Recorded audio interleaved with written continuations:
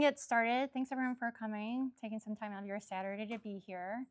We're really excited about this talk. There's a few announcements I'll be making, and then we'll get into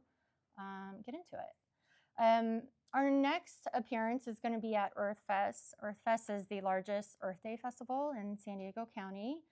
It's a lot of fun. There's over 100 vendors, and we'll have a booth there. So if you're going, it's in Balboa Park. Feel free to stop by, say hi. And then after that, we're going to be doing something new this year. As you all may have noticed, the fungal season is starting to come to a close, but that doesn't mean we have to stop exploring. So we're going to be doing an edible plant hike. We actually have in the room today our field biologist, Noah Johnson, and he and along with Tilly Sirota, our VP, will be leading this hike. And you'll get a sense. It will be a guided hike to share about edible plants. We won't be collecting, but it'll be a wonderful education experience. And then they're also going to bring some foraged foods to taste. And it will also be a potluck, so feel free to bring food as well. So it should be a really great community event as well as educational. It's going to be in North County. Have we picked out the place yet or not? Okay, so like an Escondido area, that's a great area. And then it is a member-only event. So if you're interested in participating and you're not a member yet, you can go to our website and sign up. And there's lots of other benefits of being a member. So yeah. And then our next monthly meeting is going to be on May 4th. And we're excited to welcome Christian Schwartz back to our club. He's been a member of our club since, I don't know, 12? Is that about right? He's grown up to be a wonderful naturalist and mycologist, and he wrote the field guide that we use in San Diego, Mushrooms of the Redwood Coast, and even though it was designed for Northern California, has a lot of crossover with our mushrooms as well. So it's a wonderful field guide, highly recommend if you haven't picked it up. And this talk is really interesting because it's looking at a very specific way of identification, which is the scent of a mushroom. And this can be sometimes a key distinguishing identifier quality, but not one that people talk a lot about. So we'll dig into the details. I think it'll be really fun. And then, yes, if you're interested in getting more involved, if you're a member and want to get more involved and get to know the community better, I always recommend volunteering. We have lots of opportunities. We have lots of committees from culinary and art to citizen science. And then we also have a few just, kind of like just ad hoc opportunities, like helping setting up the room for a meeting, stuff like that. So we're always looking for fungal enthusiasts to join our little intrepid band. So yes, there's a sign-up sheet in the back if you're interested. And if you're not a member and want to know more about us, there is a stack of business cards back there, and it has a QR code on it, so you can just click on that and take a look at our website. And now we're going to get into our main event here. We're super excited to welcome Cyrena Whitner, and I just want to share a few words about her. I think the way her path to being here today is very cool. Cyrena grew up on a farm in rural Michigan where she developed an early love for ecology and the way living things interact with each other. And that sense of wonder about symbiosis stayed with her, and she found her way to Michigan State University Herbarium, where she started studying lichen ecology as a research assistant. And that was her first foray, if you will, into mycology, and it stuck with her. However, she didn't stop there. Along the way, the ocean called to her, and she ended up moving to San Diego to study marine cyanobacteria at the Scripps Institute of Oceanography. And at that point, she had two great loves, fungi and the sea, but they're still in different compartments, if you will. And that all changed when she moved to Honolulu, and everything came together. when she completed her PhD in marine fungal ecology at the University of Hawaii. And now she works as a postdoctoral researcher at Manoa, studying the relationships between fungi and their viral symbionts. And I love that she has built her entire research career around the idea that these two worlds should really belong together, which I think is very on brand for someone who grew up noticing that every plant has a friend. So we're really happy that she's here today to share some of her knowledge with us. So please welcome Cyrena.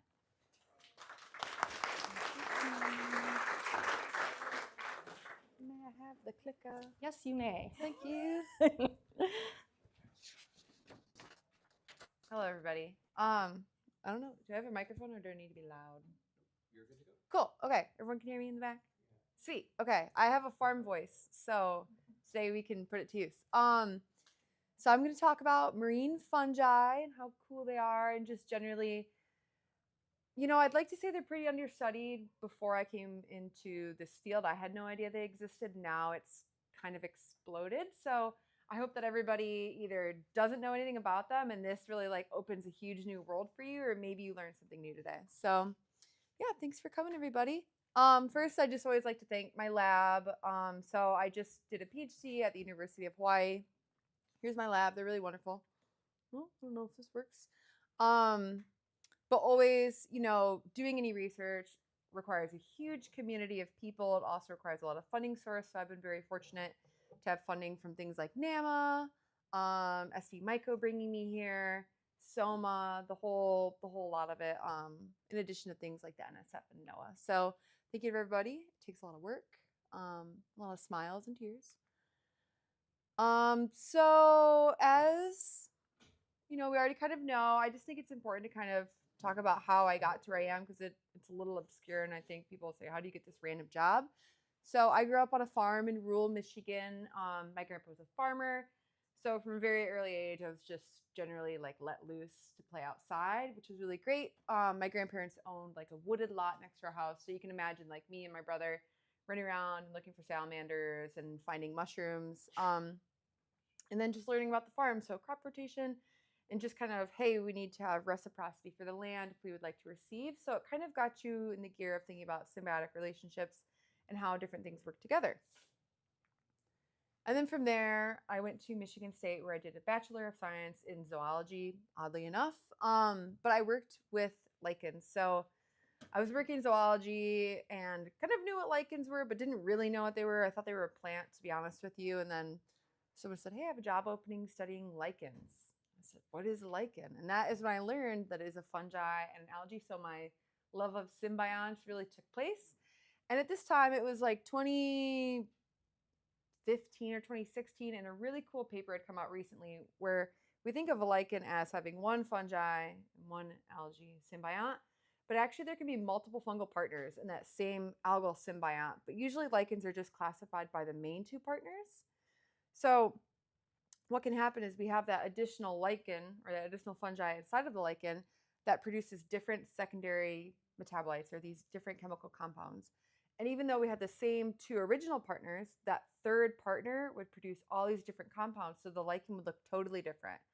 So we had all of these different lichens that people thought were different species because they looked morphologically different, but that's just because they had different additional partners. So it became, you know, what we thought was just one little partnership actually is many friends doing many different things. So this got me really into secondary chemistry. I was like, oh, chemistry is so cool.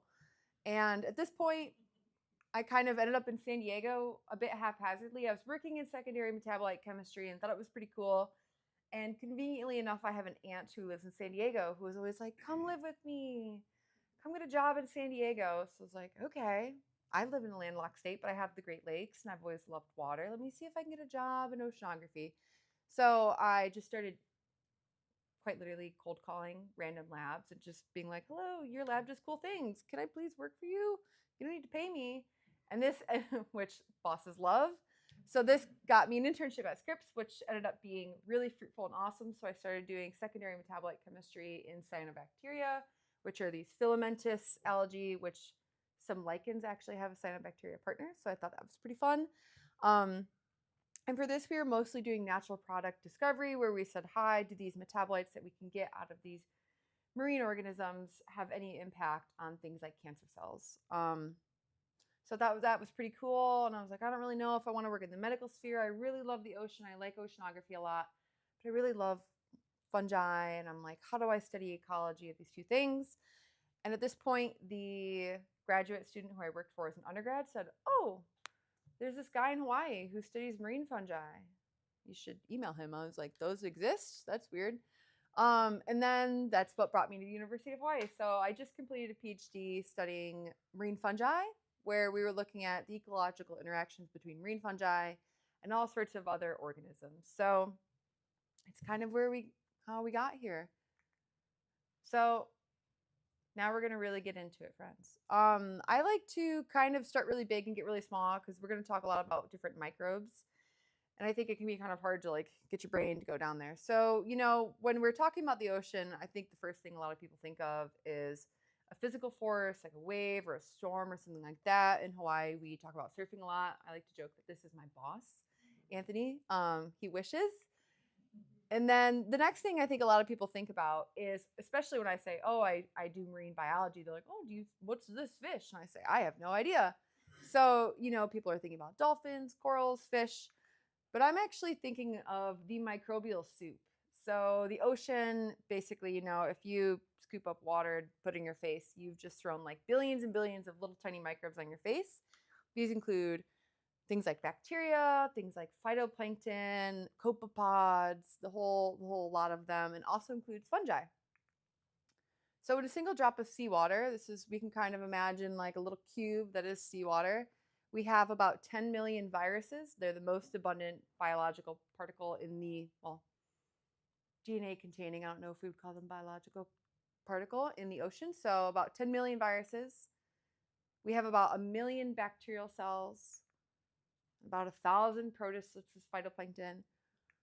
But we don't really have a good estimate for fungi, and I'll talk about why that is. So if we put this into perspective, we can think of viruses having the population of Seoul. Bacteria are about San Diego. And then this is actually a little too high. Protists are my hometown of Blissfield, Michigan, which is about 3,000 people. And then fungi, so they're somewhere between like rural farming Michigan and San Diego, which is like a huge, huge difference. So as Sundari said, a lot of my work is about kind of combining these two things. So I just kind of want to hone in on the importance of marine microbes and microbes in general. So a quote that I always like to come back to is how phytoplankton die largely determines how other organisms live. So all these little teeny microbes we're not really thinking about support most things in our daily life, including climate. They are one of the primary photosynthesizers and produce oxygen, but they also draw down atmospheric carbon. So they keep it low and they store it in the deep ocean. They also produce oxygen, as I just said, but they also form the base of the food web and support our fisheries. So if you've ever eaten a fish, you should thank a microbe. So this is a really frightening plot, but just to kind of think about ecology and how all these different organisms are interacting with one another, I think it's really helpful to kind of think of the carbon cycle. So here we have phytoplankton, which are going to be that base. So phytoplankton are these microscopic algae plants. They're single-celled. They love making oxygen. And they're kind of where everything starts. So we have our phytoplankton, and you can kind of think of them as bite-sized pieces of carbon or energy. And the most intuitive way is they go up the food chain. So the phytoplankton are just generally eaten by larger organisms like zooplankton, and then they're in turn eaten by fish. So the energy goes up to larger organisms. But we can also go down the food chain. So we have our little baby cell who's living, but he can be broken apart into smaller pieces of carbon. So particulate organic matter, those get broken down even smaller and turn into dissolved organic matter, which the only difference between those two is just the size of the particle. And then from there, when they're really, really small, things like bacteria can eat them, and then they kind of get stuck in that whole cycle. But we can also go out of this food web entirely. So those particles of the broken up phytoplankton, they can actually kind of aggregate due to cellular processes. Other things kind of glom on. They get all sticky, and then they sink out of the surface ocean into the deep. So that's going to be the long-term climate regulation component, where we're taking this bite-sized carbon and we're storing it in the deep ocean long-term. So this is essentially the most widely accepted model that all oceanographers use for the carbon cycle. And whenever anybody asks you about it at a conference, they're like, oh, here it is. This is, what it is. But if you are looking very carefully, you'll notice that we are missing fungi, which feels very problematic. And so the more you dig and the more you learn and the more people are really starting to look into this, we find that fungi actually interact with basically every component of this. We see fungi that parasitize phytoplankton and impact the flow up the food web. We also see fungi that break down phytoplankton and help them go to those smaller components. We also see fungi that are just eating this dissolved organic material, similar to bacteria. And we also know that fungi are really important for that aggregation step. So fungi are usually single cell in the ocean, but if they're able to get a substrate, they can form filaments, and then they get very heavy and then they sink. So they're pretty important, and a lot of people are usually leaving them out because they're very complicated to deal with, which feels problematic. But so essentially everywhere we've looked in the ocean, every publicly available database we've looked into, fungi are found. So every single red dot you're looking at is a place where we identified fungi in the ocean. And the important thing to know here is not necessarily that there's not fungi everywhere, is that you can just kind of see that like this is where the cruise ships go. These are just general research cruise lines. So it's not that fungi aren't everywhere else. These are just the places that the boats go. So this includes things like the high Arctic, deep sea sediments, coastal upwelling zones like here in California, and the middle of nowhere. And also they're very associated with our other organisms like sponges, fish, coral, the whole lot of things. Essentially everywhere we've looked, we've found them, which was kind of shocking to a lot of people at first. So what are marine fungi? I think it's important that we really kind of hone in on this definition before we move forward. This is our friend. Anything that we would call marine fungi, per se, is something that is recovered consistently from the water. So if I find a fungi in a place, can I go back repetitively and find it again? For the most part, sometimes they're dormant. They have to be able to reproduce in the water or have some portion of their life cycle that can happen in the water, so they're not just like a spore that got lost in the water. They're able to actually hang out. And they have to be metabolically active. So again, some spores can just, we love spores. They flow with the wind. But that doesn't mean they're actively living their life inside of the ocean. But unfortunately, they do not look like this. This is just a mushroom from a flooded riverbed. Most marine fungi are actually microscopic in situ. So when we pull up like a vat of water, and we just look at it, we wouldn't see anything that looks like a fungi. We might see some filaments that you see on the left-hand side. If they have a substrate they can grab onto. But for the most part, they're single-celled and look something like on the right. But when we actually take them out of the ocean and put them on some sort of substrate, so these are fungi that are on agar petri dishes that we've isolated in Hawaii, we actually see that they can grow these really beautiful complex mycelia. So this is just a very small subset of what we've found. We see a really large diversity.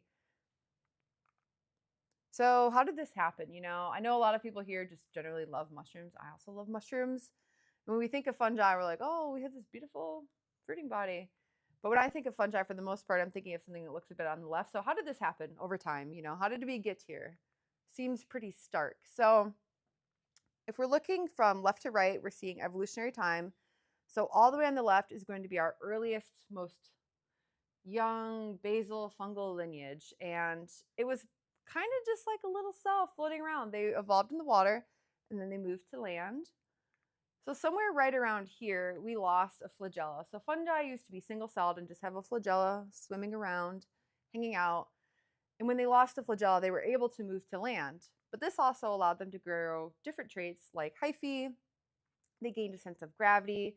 They got a better temperature tolerance so they could avoid desiccation from like the sun, things like that, and photoreception. So when they see sun, they can kind of be like, oh, here we go. So this has allowed fungi to be super, super flexible. So I'm going to show you a series of figures and we're going to walk through them. It might be a little hard to see for some folks in the back, but you don't really need to read the words. So we think of fungi, we actually think of a lot of them as being amphibious. So a lot of things that we find in the ocean, we find on land and vice versa. So if we're looking at various eukaryotic groups, so other phytoplankton, things of that nature, fungi are going to be down here with the star. So this is the number of transitions that a recent study found that saw how many times over evolutionary time did this specific group jump from a marine to a non-marine habitat. So fungi, we can see, are pretty high up where they've transitioned from the ocean to a non-marine habitat. But they also went back to the ocean. So at that point, when they lost their flagella, they were able to go to land. But we know that a lot of more recently divergent fungi, like ascomycetes and basidiomycetes, we also find them in the ocean. So they went back, right? So once again, fungi are pretty high compared to other eukaryotic groups. They're going to be this by the star at the bottom. But then when we look at the overall transition rate, we see that fungi are leaps and bounds ahead of all other groups. They have made more transitions back and forth than any other eukaryote, which is pretty fun. So this can be owed to their spore stability and their dispersal properties. And when they moved to land, they were able to handle these really high fluctuations in temperature, pH, salinity, and things like that. So as I said, they're present in both ecosystems. So I go out into the ocean, I find a lot of aspergillus, but we also find it in our house as mold. And the aspergillus are super happy. They're living their life in the ocean. So we like to think of a lot of fungi as being amphibious, where they can go back and forth. But marine fungi, similarly to those on land, have very familiar consumer strategies. So we have some that are agents of disease, where we have, our smut fungus on the left, but we also have a coral fungus disease that's very common. We also know that they're parasites, so everyone loves a Zoophagomycota. And we also see chytrid fungi, which are parasitizing diatoms. Those are going to be the single-celled flagellated fungi I mentioned earlier. But then we also see a lot of decomposers. So a lot of fungi, like I said, they like to kind of glom onto that sinking matter, and then they just start growing. So what we're actually seeing in blue here is someone stained fungal hyphae with a fluorescent dye and then looked at these sinking marine particles and found that fungi were the most abundant organism on these sinking particles. They just, as we know, love to decompose stuff. So it's not super shocking. Everyone's kind of doing the same thing, hanging out, but they do have very interesting adaptations we'll talk about. So how do we study them? This is always kind of the question. We're like, okay, well, how do we get them? And here's essentially my toolkit. So number one, you need a boat. This is our research vessel in Hawaii, the RV Kia Moana. And we also need a really good safety team, because science does not happen in isolation. So everyone, you tell all your friends, you say, this is what we're doing. You get on the boat. And the way I like to think about it is there's 3 different types of fungi you can essentially grab from the water. Number one is we can find a particle-associated community. So for that, we'd use something like a particle trap, where essentially we have a giant crane with a really, really, really long line, like 4,000 meters long, super long. And it's got these little tiny tubes on them that are sealed at the bottom, but have holes at the top. So anything sinking can fall into them. So we throw these traps overboard. We let them sit in the middle of the ocean for like 2 to 4 days, depending. And we collect anything that's associated with those particles.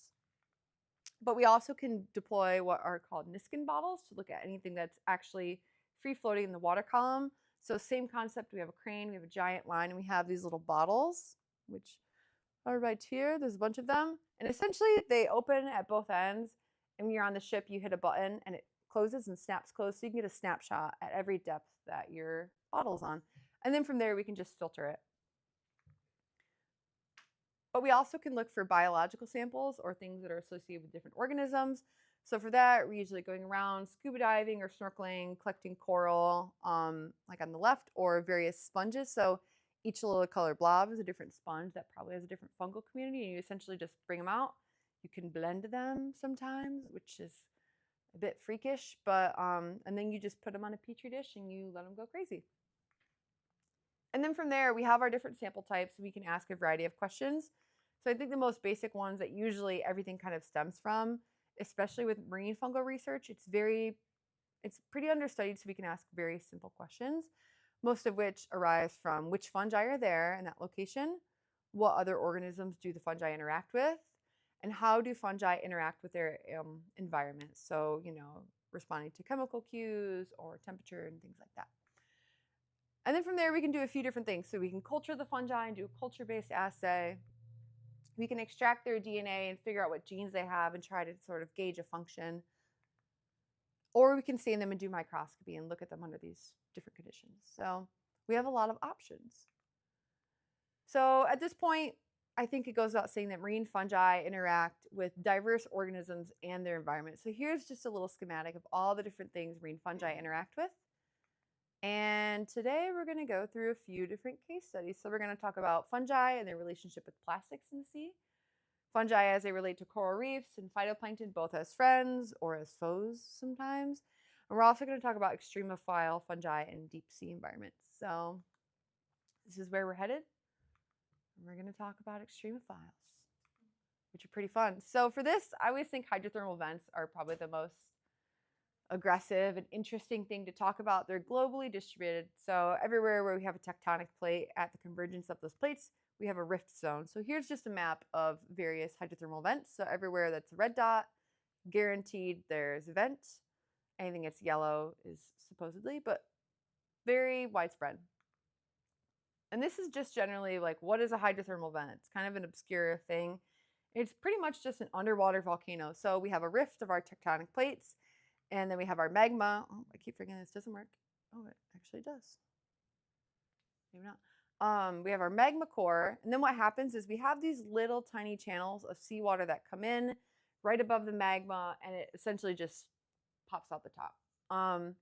But a couple other things that become really important when thinking about different organisms in these environments is the actual chemistry of the water. So at the tip of the vent, it's super, super hot. It's like 400 to 700 degrees Fahrenheit. And then from there, you know, it's exuding all sorts of heavy metals. So we usually have a plume that's coming out of vents that has things like sulfur and high iron content, which also is really hot. But the further you get away from the vent, it kind of dissipates into the water column and is mixing. The surrounding water column is pretty cold. So we have to think, okay, it's about 2 degrees Celsius, not negative 2 degrees. But so we have a really large interface where we have really cold water next to really super hot water. So you have to be able to kind of deal with that buffer. We also, something important to know is there's no light at all down here. Most of these hydrothermal vents are like 4,000 meters deep. So we do have organisms that need to produce food somehow. So how they do that is through chemoautotrophy. So photoautotrophy is using sunlight, sun. Whereas chemoautotrophy is usually using chemical reactions. So we're using things like sulfur or iron or oxygen metabolism. So that becomes important a little way down. It's kind of a unique form of making food. So this kind of, here's a picture of a vent, kind of goes without saying, hydrothermal vents are a very extreme place to live. But excitingly, somehow life finds a way. So living on these vents, we find a lot of mussels or a lot of little shrimps. We find a lot of octopus. There's also a lot of anemones. But more importantly to us, we find that through fossil records, we find about a 3.4 billion year relationship with microbes, including fungi, which is pretty wild. You know, what are they doing down there? So a recent study went down to a vent. They're incredibly hard to get to, as you might imagine, so there's quite limited study. So the first study that ever went to a vent and said, hi, I'm going to try to identify fungi, they identified about 50 unique fungal strains from these vents, mostly Dicaria, so that's going to be the ascomycetes and basidiomycetes. And they cultured them, so we see very similar to the ones I showed you earlier, where we have very different mycelium structure. But we also saw a lot of different spore structure, which was pretty interesting. Maybe.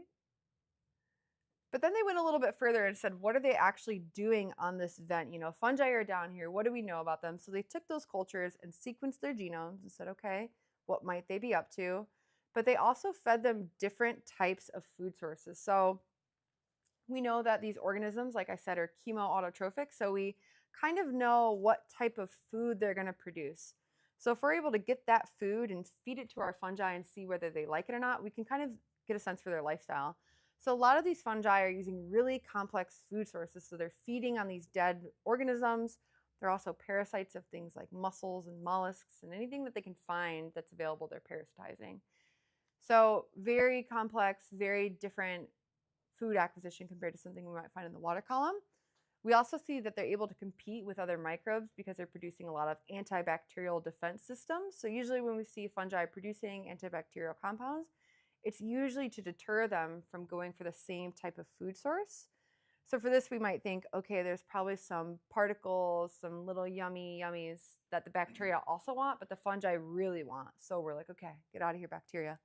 But also we saw a lot of high temperature and metal tolerance. They took these fungi and they moved them through different temperature gradients to see if they were able to survive or not, and they did a great job. So In short, fungi are living on vents. They're having a really great time, and there's really high diversity. Um, I'll talk a little bit more about why we only saw specific types of fungi next, which is something I want everyone to think about. We also saw that they're adapted to extreme environments. They saw this through experimental things, and we also saw it through their gene content. We know that they're food scavengers. They eat all sorts of dead things. They parasitize things. They're just eating free-floating organisms. And we also know they have a part in influencing the greater microbial consortium. So, like I said, these microbes we should really think of as supporting our entire marine ecosystems.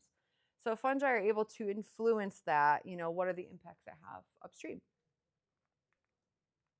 So next we're going to talk about fungal friends and foes. So there's a couple different case studies I really like, those in coral systems and those in phytoplankton. So first we're going to talk about corals. So what we're looking at is an SEM, or scanning electron micrograph photo. So it's just a really, really, really zoomed in picture of something. So the background is going to be a coral skeleton, and all these little lines are fungal hyphae that are growing onto the skeleton. So who are these fungi? What are they doing with the corals? So the first thing I think is important to know about, at this point, everyone knows I love symbioses and ecology. So we're going to talk a little bit about the coral holobiont. So the coral is actually a skeleton. It's an animal, and it has all sorts of other little friends inside, which include different dinoflagellate, like the bottom left, Symbiodiniae, which is going to be the one that gives our coral its color. We also see a variety of bacteria, various parasites that we usually are pretty well characterized. But we also have what we call the cryptic microbiome. So these are parts that are kind of hard to identify, and we don't really know a lot about them. So this could include viruses, various diseases, and fungi are classified as cryptic in the coral microbiome as of right now. But so when we take a piece of coral and we blend it up and then we sequence it and say, okay, which fungi are there? We actually see a lot of familiar faces. So this is a phylogenetic tree. You don't have to think too much about what's going on. But essentially what we see is that the bulk majority of what we can sequence out of the coral are ascomycetes. So these are going to be our beloved, most people know morels, or like the death fingers and things like that, or basidiomycetes. So again, like these are our classic fungi that we're seeing in the world.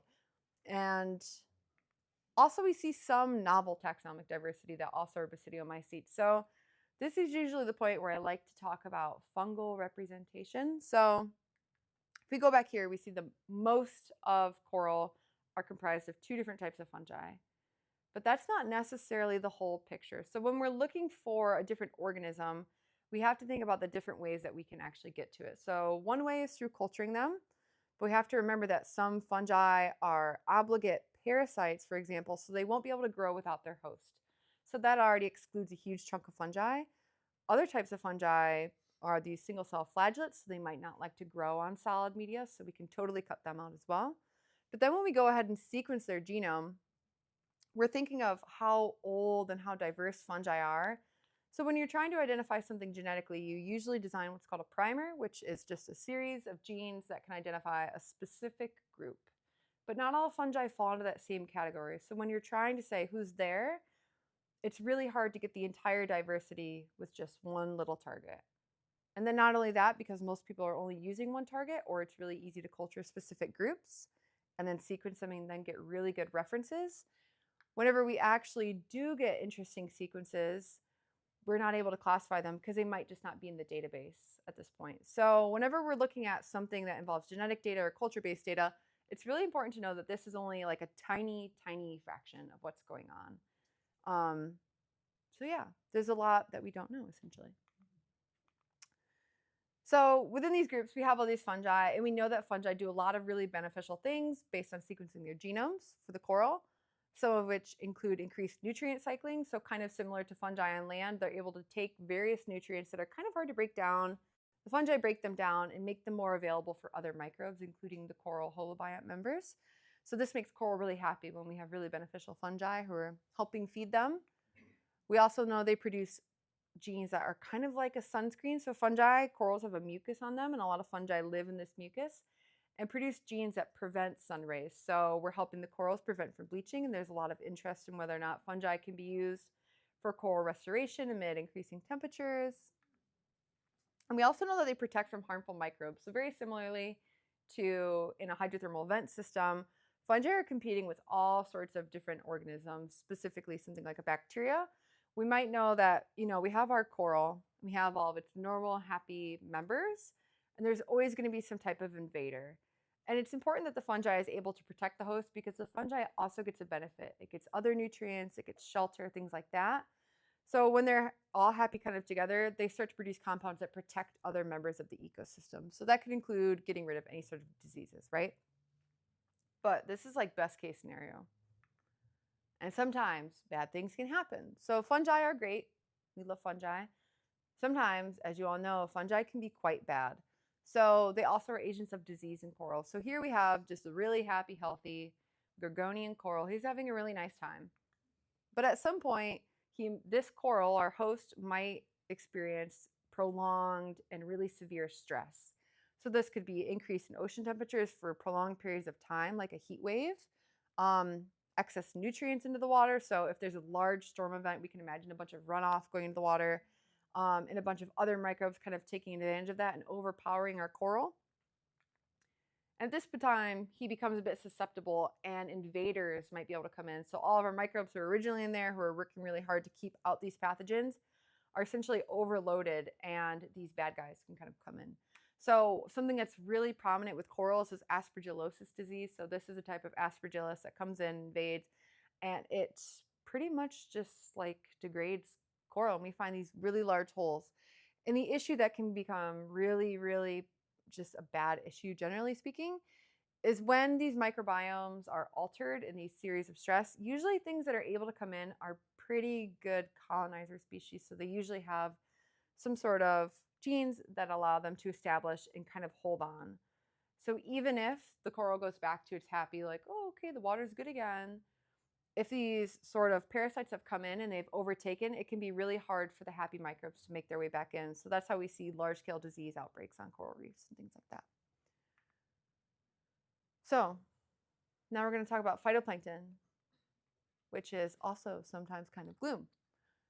So fungi are also important pathogens of phytoplankton. And here is a picture of a chytrid fungi. So its body is this little round bulb, and then it produces rhizoids. So they're kind of like these root structures that attach to the outside of phytoplankton. And this is our phytoplankton.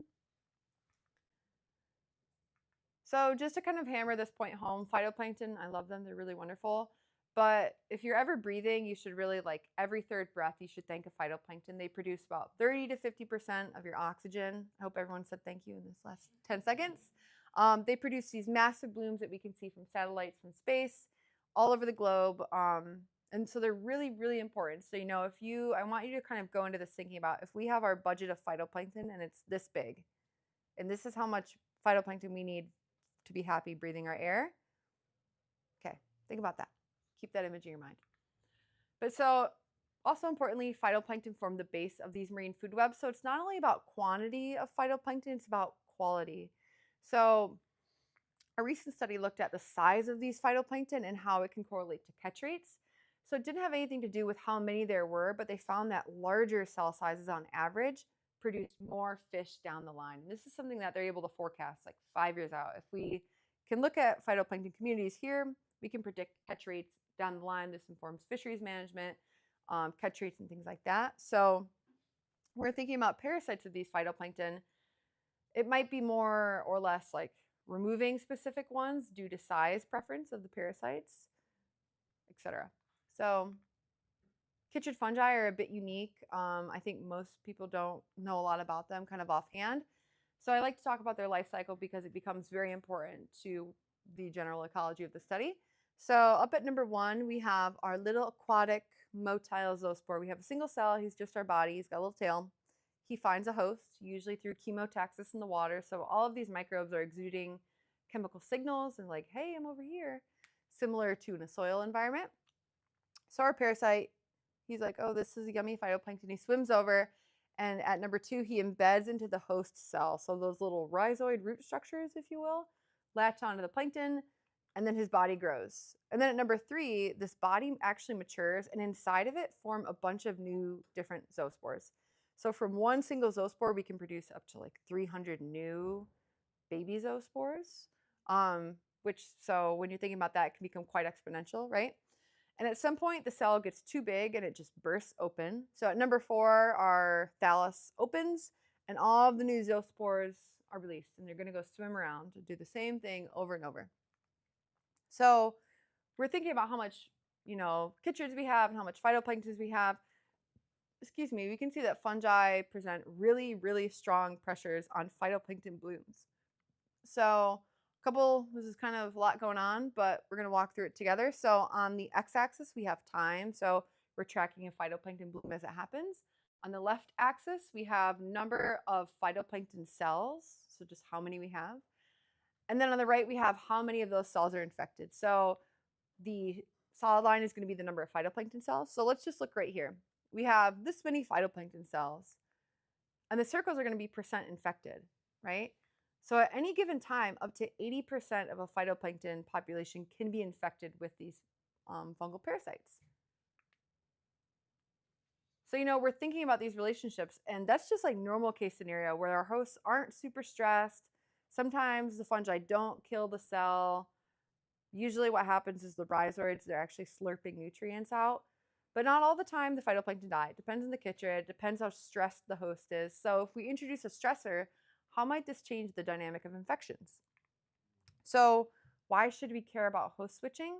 So under normal per usual scenario, we see various little phytoplankton with their little cartoon parasites, right? And then we put some sort of stress like climate change or a nutrient explosion event or just something that makes the host really unhappy. And then from there, they might be susceptible to infection from different parasites, right? So this can become a little bit problematic. And something that I think some people or most people might know about is this is happening right now in all sorts of countries with frogs in Southeast Asia. It's also happening, I believe, up in like the Sierra Nevadas and the high alpine lake systems where frogs are kind of stressed. Their ponds are starting to get too hot. The stratification of the water changes. And all of a sudden, the frogs are having a really bad time. And they're all susceptible. They're kind of stressed. And these same chytrid fungi have been attacking frogs. And they produce this infection. Essentially, what happens is the frogs, they breathe through their skin. It closes up their pores, so the frogs are essentially suffocating. So it's pretty sad. And so we can kind of think of this in the micro scale too, where we have new stress hosts that we don't even know how they're going to react to parasites. Things that might not have been susceptible before might be ready to be infected now. And so this could be, not super far off from The Last of Us. I think it's kind of far-fetched, but, just think about general ecology. You're like, oh, I don't know. We never thought the frogs would go. So I don't know. I hope we don't get there. You never know. But so, we're thinking about the phytoplankton, and we're thinking about how they're actually removed from the system, right? Like, do they only like specific plankton? Are they only able to eat certain sizes of phytoplankton? Like, what's the deal? So we have two different graphs that just have abundance of cells over time. So on the left, we have our phytoplankton host, and on the right, we have our chytrid fungus. And they did two treatments, just normal, ambient, per usual life, and then they also heat stressed our phytoplankton. So the heat treatment is going to be the warm, which is going to be the closed circle. Ooh, wrong way. So a couple arrows to kind of cue you in. So if we're looking at this specific time point on the left of phytoplankton under the control, what we see is that under the warming scenario, there's less phytoplankton. And if we only looked at that graph in isolation, we might say, oh, maybe the phytoplankton just can't grow, what's going on. Then we check out on the right and we're like, oh, this is a very different picture. So some fungi actually really like to be warmed up. It increases their metabolism. They're able to kind of work harder, which is not the case for something that is a photosynthetic organism. So they're just kind of hanging out doing their own thing, but chytrids really take advantage of that heat. So what we see is actually very similar levels of infection between the two treatments. So right here, it's pretty much equal. But the only difference is that the infection is happening sooner. So we also see pretty much, the same trajectory of growth for the phytoplankton. Like, they're not growing any sooner, they're just being infected quicker. So if a phytoplankton, remember that original budget, we have this much phytoplankton. Now we only have this much phytoplankton, right?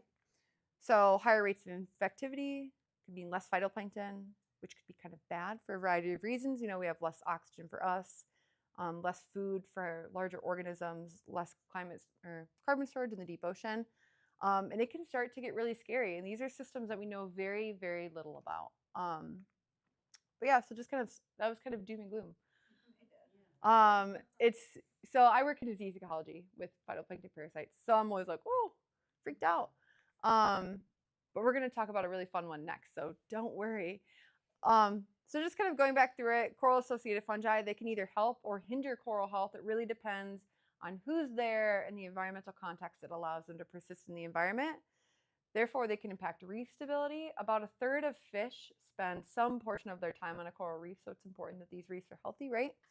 And they can also alter the coral microbiome. So, you know, the bad guys get in, they really have a show with it, and then the coral are having a bad time. But they also can really help them. And then for phytoplankton, they're able to really accelerate the bloom termination. So how that peak, it can come sooner if they're infected. This can relate to things like oxygen production and also food available for higher trophic levels. So don't worry, we have promising things in the future. We're going to talk about fungi and plastic. So as we all know, plastic is a horrible, horrible thing that is the largest new habitat on Earth. In 2010, it was about 8 million metric tons. I think the last report, now it's like 15. So it's pretty crazy. We're still making lots of plastic. This can present all sorts of issues for marine life like entanglement, ingestion, acute toxicity, poisoning ourselves included. We're eating like a credit card a year or something. Microplastics. And the important thing is when we're thinking about plastics, you know, when plastics break down, they're just smaller plastics, right? So something that a lot of labs are very interested in is bioremediation, or using biological substances to kind of solve that problem. So cue fungi. So at some point during my time in University of Hawaii as a graduate student, we went around and collected just as many fungi as physically possible. We just went to the ocean and grabbed water and sediment and sponges. And that led to about 450 unique fungal isolates. So this is what we called the bucket of fun.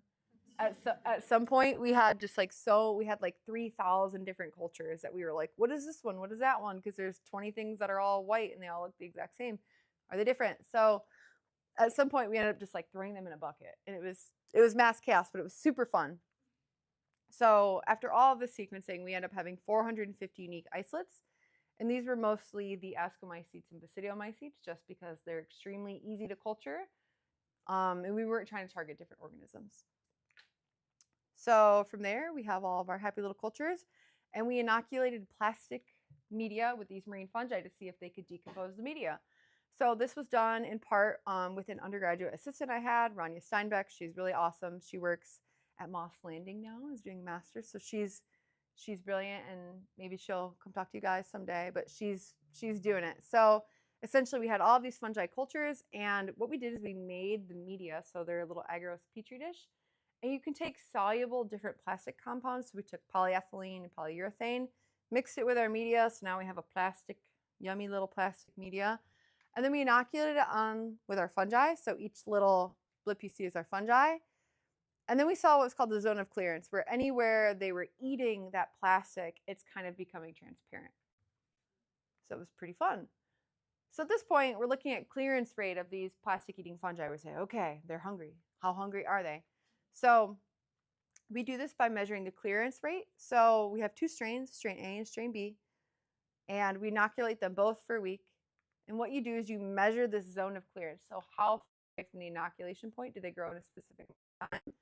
So which one do you guys think is faster? Left? He's really fast. Great job. Exactly. So we did this with about 200 of those 450 isolates, and like we're wildly, wildly blown away that about 62% of our fungi were able to break down these different plastic medias. And so then on the left, we're just looking at a graph of number of degraders from a specific group of fungi. So we're seeing like about half of our penicillins could do it. 75% of the aspergillus could do it. And then for a lot of our other cultures, you know, maybe there's only one or two representatives, but they were able to do it. So it's pretty cool and pretty widespread, which was rather shocking, right? And also, this was the only type of food source that they actually had on the plate. So if the fungi wanted to live, they like had to eat the plate, pretty much. Yeah, it was. So it gets crazier. Don't worry. So something else to note is that clearance rates were different between different fungal strains. So, we have these different types of fungi. They probably have different genes that allow them to have a different strategy. So at first, I think we only wanted to do it for like 2 weeks. So on the x-axis, we're looking at time. And on the y-axis, we're looking at percent cleared. So how much did they actually clear of that plate? Like this would be like an 80%. That would be like 10%. And then each line represents a different fungal strain. So we originally only did this for like 15 days. And we're like, oh, I don't really know. Some of them aren't really doing much. Like, this kind of sad. We're like, well, we have a lot of time. Like, let's just leave them. So day 96, 3 months later, some fungi, took off. If we're looking at the orange line, pretty immediately, he ate the whole plate. Whereas some were late bloomers, as we all are, and didn't start doing basically anything until like a month and a half in. So it was pretty interesting. And at that point, we're like, okay, different fungi have different ideas on how to do this. How can we kind of leverage that in the next step? So we began to experimentally evolve plastic. So when you're making your media, you put some concentration of the plastic substrate in, like per the water. We started out pretty low, and we're like, okay, all these fungi are pretty good at this. Let's start giving them more plastic. So we just started force feeding them, like upping the concentration of plastic in our fungi, and they either lived or they died. So we tested the original strains, and then we tested the strains after we had evolved them. We found that a lot of them, about a third of them actually, could reduce plastic faster. So some of them died, some of them did a really good job, and some of them didn't really change. So this was pretty shocking. And it's really important to really think, okay, well, fungi like the plastic. They're able to grade it. We can make it do it faster. How else can we kind of keep this ball rolling? Which we can talk more about in the Q&A.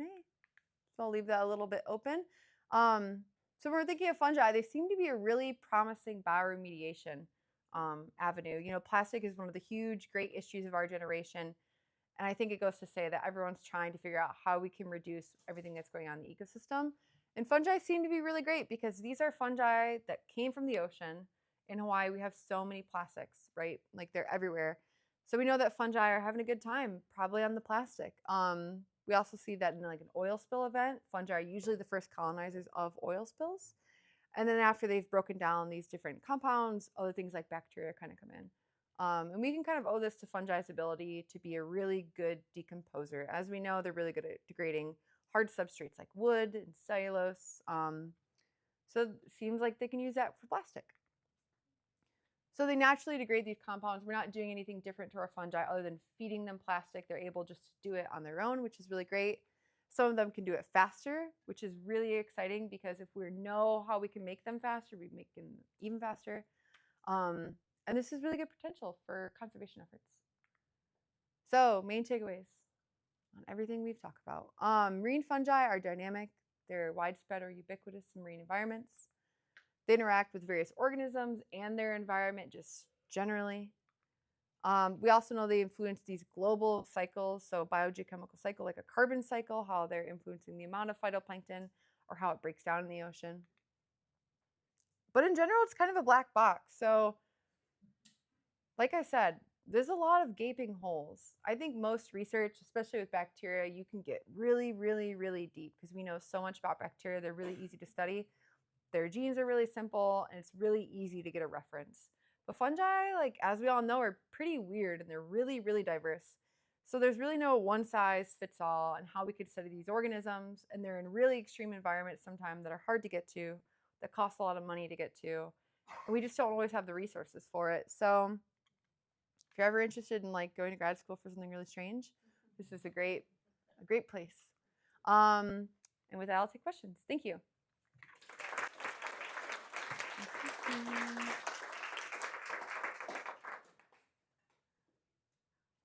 Yes.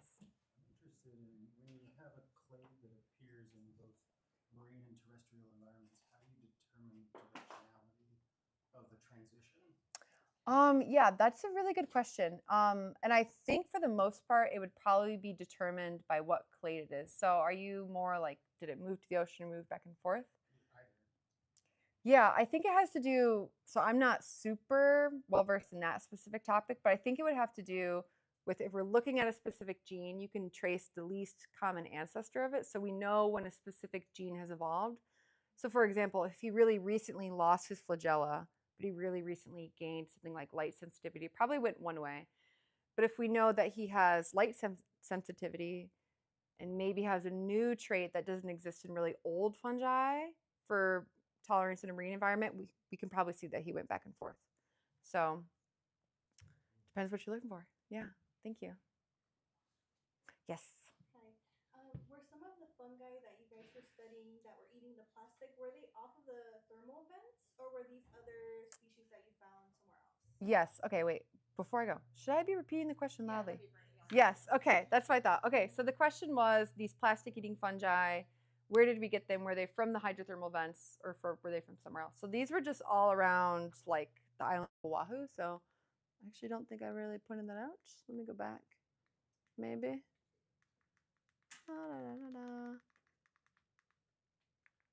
Yes. So on this map on the left, each little dot. Sorry, I didn't actually mention this. Each dot is where we collected a sample from, but it was basically like anything. So it was like water. Some of them were from like corals or sponges. But yeah, they were just like hanging out. We tried to go to areas where we did find other sorts of pollution. So we're like, okay, maybe we could find fungi that are already here and they're already kind of hanging out in this environment. But yeah, no vent fungi for me. Yes, thank you. Yes. Yeah, on that note, I'll add maybe the giant garbage patch might be of interest. Yeah. If you look at samples from there, and a couple thoughts about sort of your evolution aspect. Yeah. You're evolving them by force feeding, but other techniques used in industry, things like UV radiation Yeah. or gamma radiation. I wonder if anything has gone to do some of the sort of classical mutagenesis. Yeah. And also even more site specific like CRISPR or anything like that. Are the genes known? And can you go Yes. and really try and engineer these organisms? Yes. Yes. Funny that you mentioned that. So, very cool question. Very excited about this question. The question was whether or not the fungi that we're using in this study, we were just force feeding them the plastic, but have we tried any other methods to try to get them to eat more plastic that would be common in an industry role, like CRISPR, gene editing, things like that? So the work in fungi eating plastic is pretty abysmal. I'd say there's probably about 6 studies in its entirety that have done clearance-based assays. But since this whole ordeal, we've actually gone and done transcriptomics on them. So we're looking at the actual. So we have our DNA, which is like our base genome, but then it turns into RNA. So we can think of a genome as like what it could do, but the RNA is what it's actually doing. So we can say, okay, what are they actively producing to degrade the plastic? So we looked at all these transcripts and actually found the genes that are responsible for this. And what I really would like to do is remove some of these genes and see if they're doing it through different avenues. Currently, I'm working on viruses of fungi, and some of the viral genes are in the same pathways that involve the carbon breakdown. So I'm going to try to remove specific genes and see if the fungi are able to do it separately. But as of right now, it does not exist. But there's a lot of interest in doing CRISPR to try and alter these pathways. Yeah, I hope so. Or even just some of the classical mutagenesis, which they use that in the food industry and all that. We have not. Which are pretty easy to do. Yeah. Yeah. We truly haven't done it yet, but we would like to. It's like this is a very currently active thing in our lab, so everyone's like, how can we get the fungi to do more? But You gotta find an industrially useful product. yeah. Yeah, I would love to go into like an industry job, especially with this, like in my future. So believe me, I'm open to suggestions. Thank you. Okay, yes. I know you just said that it's all very new with the plastic dissolving, but do we see the fungi dissolving plastic kind of in the wild? Because you mentioned you were force feeding it, so that was all. Yeah. Or are they kind of distracted by everything else that's out there? Yeah, so that's a great question. So the question was whether or not our fungi are actually doing this in the wild. And as far as we go, we're not sure. So I know people who have collected like actual physical plastic and swabbed it and isolated fungi from that plastic. But whether or not they're actually actively breaking it down at that moment, I don't think has been tested yet. I know that we haven't done it, but the thing that is pretty like tricky, at least in our aspect, that might be modified by something like CRISPR or some sort of mutagenesis is we know that fungi will break it down, but we don't know if it's like their preferred food source, right? Like plastic is made up of, we were using single compounds, but it's actually a conglomerate of a bunch of different compounds, right? So the thing is very interesting about the fungi is they're actually breaking down these compounds. So it's not just making microplastics, it's breaking it into simpler structures that they can then use to make biomass for their body. But we don't know if it's their preferred method because these are really complex structures. So whether or not fungi are like just latching onto plastic in the ocean and just kind of riding it out, maybe they're eating off it a little bit, but I can't imagine it's like the easiest food source for them. But from the studies that have happened in oil spills, we do know that fungi are actively breaking down the hydrocarbons in oil. So we do know that like when it's available, usually they're one of the only ones that are able to exploit that type of material because bacteria can't. So, but it's very substrate dependent. Yeah. So for like large plastic, we're not really sure. I guess Yes. I have a question about the giant garbage patch. Yeah. I mean, my non-marine biology knowledge is that there's vast sections Yeah. of the ocean that doesn't really have a whole lot of carbon or nitrogen or Yes. nutrients. And if you put into that environment a huge amount of plastic, Yeah. it seems like that might be an area that you might find some. Totally. Yeah. That's a really great point. So the question was, or well, the comment more so was, you know, where this our infamous garbage patch is located. It's in the middle of the Pacific Ocean. So it's super nutrient poor. It's like a nutrient desert. So a lot of these organisms are kind of starving, they're scrounging. So they actually might. It's really unfortunately one of those places that, you know, the little cruise dot, people aren't going to the patch that often. And I'm like, please, somebody bring me some plastic. Please. But because I have the same thought. I'm like, look at all this food that really only fungi can deal with. So I would like to think in my heart of hearts that there's fungi out there having a good time. But we're not sure, to be honest. But we will hopefully find out someday. A question I get asked a lot is, you know, if we filled a pool with plastic, like how long would it take to break down the plastic? And I'm like, it depends on the type of plastic is like usually the thing. And, you know, we know that fungi like specific compounds. We don't know if they're just like gobbling up the whole lot. But I think that's something that can be experimentally tested in various ways. And then maybe gene edited to make them really like something. But that kind of raises another question. So at this point, does everyone feel very confident that microbes are all friends? Kind of? Okay, well, they might like each other. They hang out with each other. Maybe they're not friends. But so something that we always think about is if we're adding, you know, let's say we've engineered a fungi. We really like him. He's really good at his job. He loves plastic. Loves it. It would be really exciting to be able to release them into the ocean. But, you know, if we're releasing a modified thing, we actually have no idea what it's going to do to everything else. So there's got to be some sort of like, you know, maybe collect it and put it in the pool and let the fungi go crazy. But I do think that I think it's pretty exponential the amount of information we're able to get, and especially in recent years.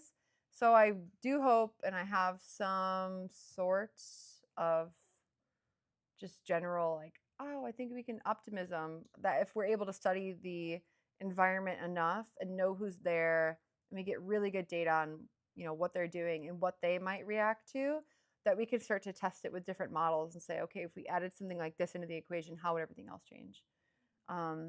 But yeah, hopefully someday. Yes. Sort of along the lines of the last questions. So what you're doing, I guess, is you have just dissolved in the agar some compounds from Yeah. plastic.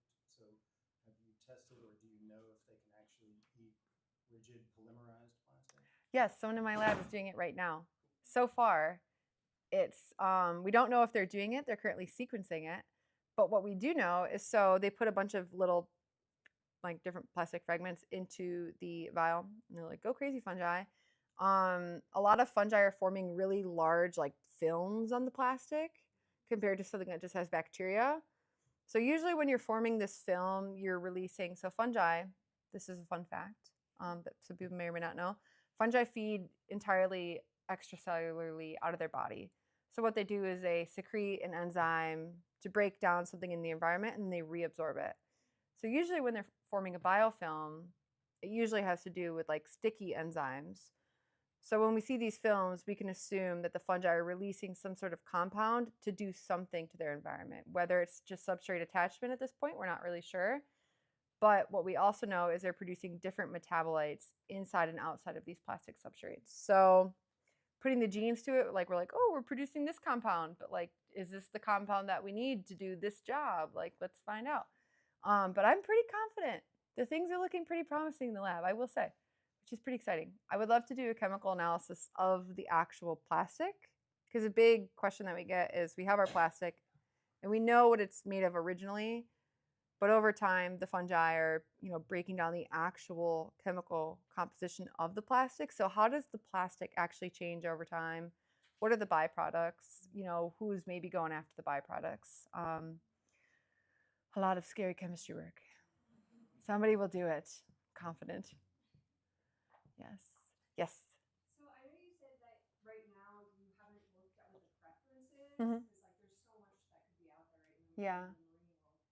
So with your like assays about the evolution and how they're able to eat faster over Yeah. time, have you also looked at like if as they get faster with eating the plastic, if maybe then doing like another assay while looking at like Oh, yeah. preference Yeah. based on like the faster ones to see if Yeah. much changes? That's a good question. We haven't done that, but that could be so easily like just done, because we have all these different, at this point, we've been working with a variety of plastic companies to engineer more soluble like plastic compounds essentially, because pretty much at like 5 years ago when we were originally starting this, you could only get polyurethane and polyethylene that were easily able to be put in this culture-based assay, right? But now we have all these other different soluble substrates. So it would be really theoretically easy to get them going super fast and then swap them on a different plate and see if they're able to switch. And which one do they maybe like better? It's a good idea. I'll pitch it. We'll say. This is also like me farming like research ideas. So it's pretty, you guys are doing a good job. Yes. What percentage of plastic do you think they're eating in the ocean? Oh. Is there a bit of that? No, I don't think we're pretty far off from that number. But I would say 1%, 0.5%? probably well, in terms of colonization of plastic, I would say that fungi are probably present on like 15% of plastic at least, substrates in the ocean. I would imagine, if not more. Just based on how much fungi we have, and they are such substrate loving organisms, like that could even probably be a lowball, to be honest with you. But whether or not they're breaking it down, I do think that something that I kind of suspect, or is where my brain goes when I think about this, is plastic is made up of a variety of different compounds, right? And we know that fungi like specific compounds as of right now. So I wonder if there's like partial decomposition of most plastic by fungi, or fungi, bacteria can't do this. So I suspect that that's probably happening, but I'm wondering like what the stopping point is for that. But I would say most, actually I'd probably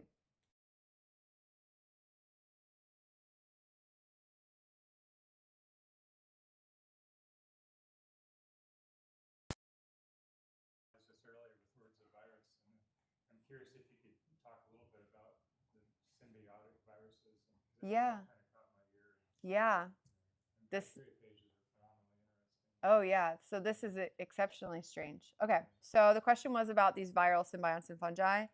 And this is now, so I like to think of my jobs as a series of like, I find one really interesting thing in my current job and then it becomes my next job. So currently I am working in a virology lab studying the viruses of fungi. So from said bucket of fun, we sequenced all of their whole genomes.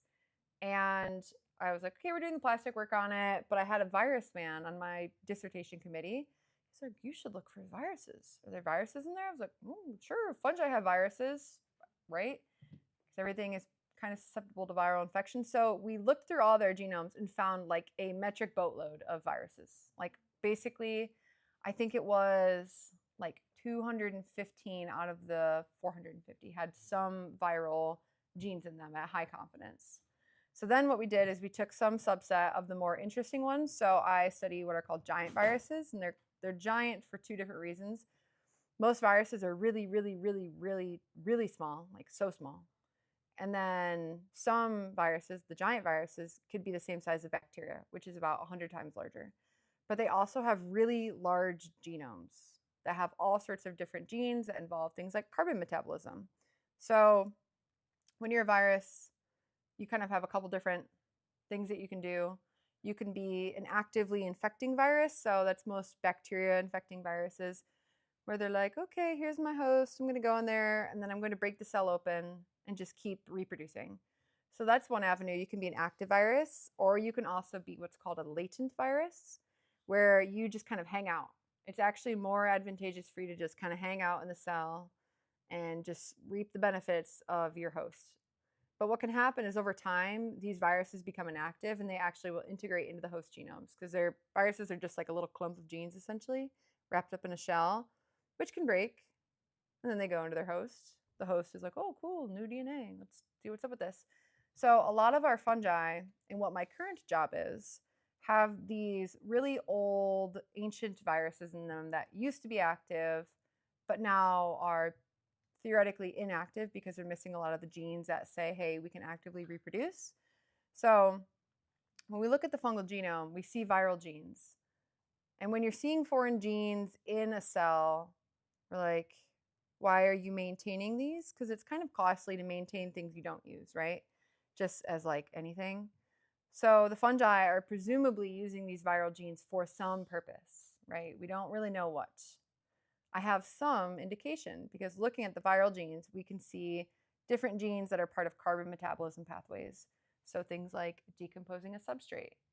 So what I'm currently working on is identifying which genes are actively involved in the plastic decomposition, and if any of those ones are actually from a virus. And then what I would like to do is I would like to CRISPR out my virus genes, get rid of them, and say, hey, Mr. Fungi, are you able to break down plastic on your own, or do you need your virus to be able to do this? You know, because at this point we think it's a pretty long-term relationship, because if we're thinking on evolutionary time, the virus had to really sit in there, hang out for a long time, break down, and then the fungi had to evolve to actually use those genes readily. So it's probably a pretty long-standing relationship, right? So I'm very curious if they are like, okay, virus genes are now my genes, or if the virus genes are actually just in there, not really doing anything, not really useful, and are kind of like, what's the word for like an organ we don't use anymore? Yes, thank you. We have vestigial organs. Maybe fungi do as well. You know, we're not really sure. So those are my my fungal viral symbionts. Yeah, thank you. It's very weird. It like continuously turns into something more strange, like at all times. They have very advanced genomes. Yeah. Much like us all. Yeah.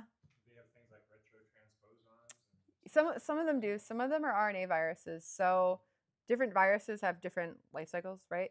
And some of them have what are called retrotransposons, where a part of their life cycle involves partially integrating into the host genome and hanging out, and then they jump out. If you can kind of imagine that. So some of them do. The ones that I study do not have retrotransposons. But yeah. Yeah, it's pretty weird. It gets really weird, guys. I gotta say it. One day you're like, oh, this mushroom's really cool. I like turtles. and I'm a child, and then they're like, okay, now you're gonna do viral genes.